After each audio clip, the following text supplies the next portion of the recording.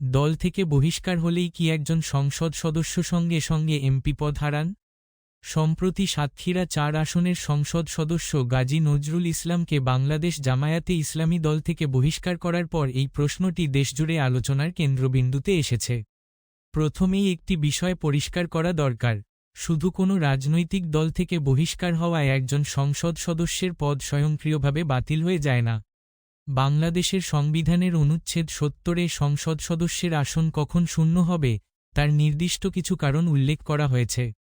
এর মধ্যে অন্যতম হল যদি কোনো সংসদ সদস্য নিজেই তার রাজনৈতিক দল থেকে পদত্যাগ করেন অথবা সংসদে নিজের দলের সিদ্ধান্তের বিরুদ্ধে ভোট দেন, তাহলে তার আসন শূন্য হওয়ার প্রশ্ন উঠতে পারে। কিন্তু সংবিধানে কোথাও স্পষ্টভাবে বলা নেই যে দল যদি কোনো সদস্যকে বহিষ্কার করে তাহলে তার এমপি পদও স্বয়ংক্রিয়ভাবে বাতিল হবে। এই কারণেই আইন বিশেষজ্ঞরা বলছেন, শুধুমাত্র দলীয় বহিষ্কার এমপি পদ হারানোর জন্য যথেষ্ট নয়। কিন্তু যদি কোনো সংসদ সদস্য এমন কোনো কারণে অযোগ্য হয়ে পড়েন যা সংবিধানের ৬৬ অনুচ্ছেদে উল্লেখ আছে, যেমন আদালতের রায় অযোগ্য ঘোষণা হওয়া বা অন্য কোনো সাংবিধানিক অযোগ্যতা সৃষ্টি হওয়া, তাহলে বিষয়টি ভিন্নভাবে বিবেচিত হবে।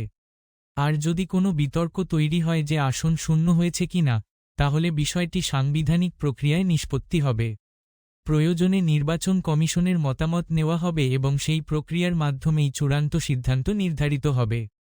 অর্থাৎ নিজে পদত্যাগ করা এবং দল কর্তৃক বহিষ্কৃত হওয়া, এই দুটি বিষয় সাংবিধানিকভাবে এক নয়। সবকিছু মিলিয়ে বর্তমান অবস্থায় বলা যায়, গাজী নজরুল ইসলামকে দল থেকে বহিষ্কার করা হলেও শুধুমাত্র এই কারণেই তার এমপি পদ স্বয়ংক্রিয়ভাবে বাতিল হয়নি।